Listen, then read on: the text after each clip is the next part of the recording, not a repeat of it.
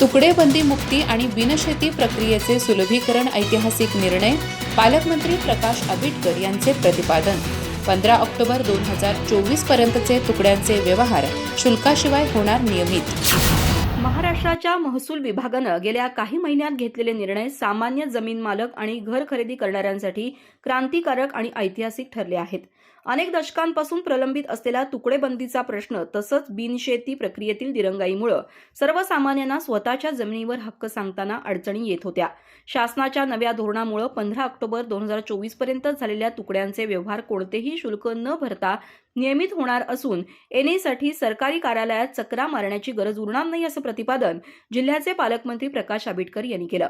शुक्रवारी 13 मार्च रोजी जिल्हाधिकारी कार्यालयात महसूल विभागाच्या आढावा बैठकीत ते बोलत होते. कोल्हापूर जिल्ह्यातील 81 मंडळातील 1240 गावांमध्ये तुकड्यांच्या फेरफार नोंदी करून खातेदाराचं नाव लावण्यासाठी प्रलंबित फेरफार नोंदींची संख्या 8533 आहे. याबाबत बोलताना महसूल विभागानं पुढील 15 दिवसात मिशन मोडवर काम करून सर्वसामान्यांना दिलासा द्यावा अशा सूचना त्यांनी केल्या. या प्रक्रियेत सर्व लोकप्रतिनिधींनीही पुढाकार घेऊन याबाबत जनजागृती आणि काम करण्याचं आवाहनही त्यांनी केलं. कायद्यातील सुधारणांची प्रभावी अंमलबजावणी करून कोल्हापूर जिल्हा राज्यात आदर्श ठरेल. तसंच महाराजस्व समाधान शिबिरांमध्ये नागरिकांना यासंबंधी माहिती आणि सेवा उपलब्ध करून द्याव्यात असंही त्यांनी सांगितलं. या बैठकीला खासदार छत्रपती शाहू महाराज, महापौर रुपाराणी निकम, आमदार अशोक माने, जिल्हाधिकारी अमोल येडगे, उपजिल्हाधिकारी डॉक्टर संपत खिलारी, निवासी उपजिल्हाधिकारी गजानन गुरव तसंच तालुका स्तरावरील प्रांताधिकारी आणि तहसीलदार ऑनलाईन उपस्थित होते. पूर्वीच्या महाराष्ट्र धारण जमिनींचे तुकडे पाडण्यास प्रतिबंध आणि त्यांचे एकत्रीकरण अधिनियम 1947 नुसार शेत जमिनीचे छोटे तुकडे करण्यावर निर्बंध होते. जिरायती जमिनीसाठी 20 गुंठे आणि बागायतीसाठी 10 गुंठे ही प्रमाणभूत क्षेत्र मर्यादा होती. यापेक्षा कमी क्षेत्राचे व्यवहार इतर हक्कात नोंदवले जात असल्यानं खरेदीदाराला मालकी हक्क मिळत नव्हता. आता या संदर्भातील सुधारणा केल्यानं व्यवहार अधिक सुलभ होणार आहेत.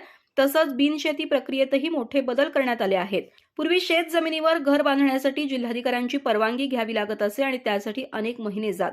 आता शासनानं स्वयंघोषित बिनशेती धोरण लागू केलंय.